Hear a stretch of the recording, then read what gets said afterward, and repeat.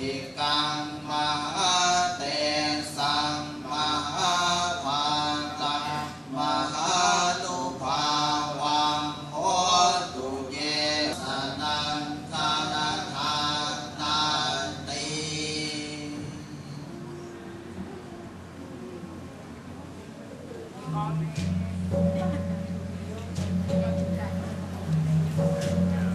โกวันตุปัสเสโทเยเจวะมาติคุณสัมปันติยุตโตตัสเสสัจิตังบุญทะรูปัมปิตินาตานาอิปานิปิตาสัมสัมเนวัมมหาเตมุนัยยตาติคุณสัมปัฏฐาสุวิราติโต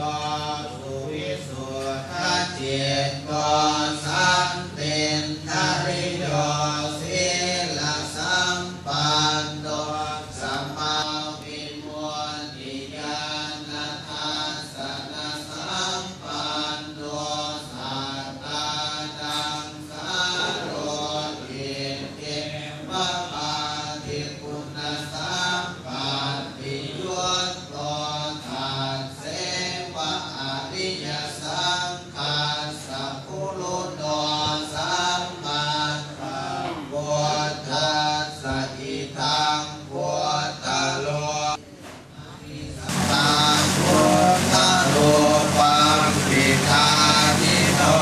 ศีลสมาธิตาพุทธาภิโมติจานังสกาสัพเพเตพุทธรูปังปิเยทัตตุยาวาสัสสะนังโพธิโมนังนิสัตตาหังยังธรรมังสัมมาโนสัพพิโสธัมโมพุทธรูปเยนะญาเนนะโสสิโนตังญาณังพุทธรูปังปิเตตตุยาวาสัพตตุยาวาสัสสะนังรัตนาอาราสัตตาปิเตตตุนิโกทะอัตตังหิสัตตาเหโสมหาปุเรปุนังอาลาภิโสทัสสะพุทธรูปังปิเตตตุโมจารินธรรมหิสัตตาเหโยคุณโนเวสติตาทาโสคุณโนพุทธรูปังปิเตทัตตุยาวาสัสสะนังลาสายตาเนสัตตามาปิอาคันตวาสัมพุทธังอภิวาทายิสัตตานังเทติโสสัทธาเทสิโตธัมมานุตตมังปฏินังเทติโสสัทธาอมมุโน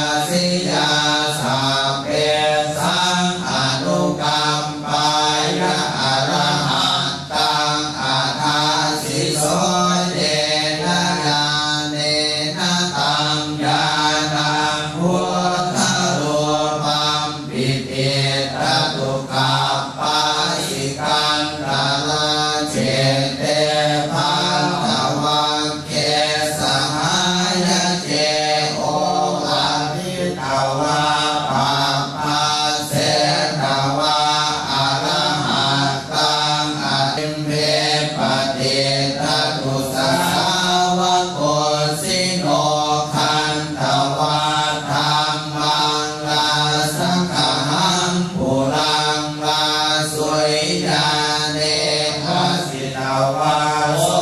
อาภาสิธรรมังมุตตะนายโสเยนะญาเนนะตังญาณังพุทธรูปัมปิติตตุนาคันตวาลาสัทธังลาตุยาเนวสังสิเตนะสัจวันเสนะโหตุโนสยมังคลังปะละมายาเมปะเตวะปุเพนิวาสมนุสริเอวังนา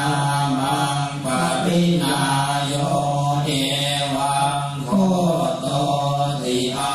ทินาเอเตนะสัจวัชเชนะโหตุโน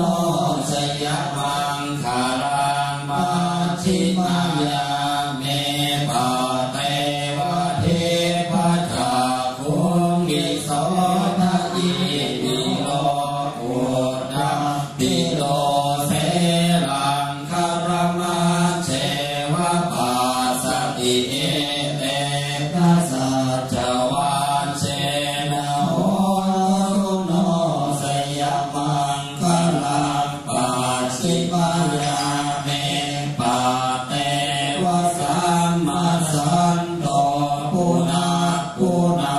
พุทธัสสังปัจจยาการังสัมมาปัญญายาปัสสติเอเตนะสัจวัชเชนะโหตุโนสยมังคลังเสตานุโรติวาตาโพสัมโพธิงโสวิตายโกสัมพุทธิอานารังการังวิสาขปุณณวิธิเนเตนะสัจวัชเชนะโหตุโนสยมังคลังอานิเมเสหิอาคิหิปานังกังโสวิโลกายิอานิเมสังวรังเจติวุตถานังกวิมังเอเตนะสัจวัชเชนะโหตุโนสยมังคลังจังกามันโตมหาวีโรอันตะเรโพธิเนมิสังจังกามังรัตนังนามพุทธาทานังมเหสินาภิธรรมอภิธรรมังคัมภีรังสุขุมังนายังเอเตนะสัจวัชเชนะโหตุโนสยมังคลังนิโคทัสสะสัพพะเลนิเสโนโสมหาโมเอเตนะสัจวัชเชนะโหตุโนสยมังคลังราชยัตนะมูลาสมินิเสโนสักยภูมิขโว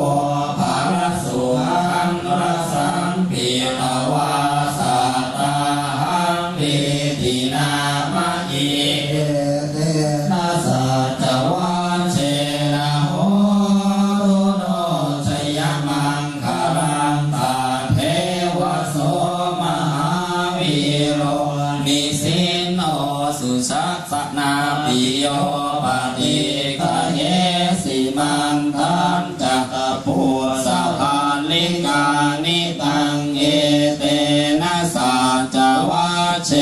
นะโหตุโนสยมังคลังโลกปารมหาราชานกาสีนังปุราอุปเกนะปะวุตโตโสมาทิโสหังชิโนภวิเอเตนะสัจวัชเชนะโหตุโนส ยมังคลังมิคาทายเยมาหุยยาเนอิสิปัตโตตุโนสยมังคลังไวยาคารเนปัญญมาเนพรหมาทารสโกติโยปิวิงสุอมตังปา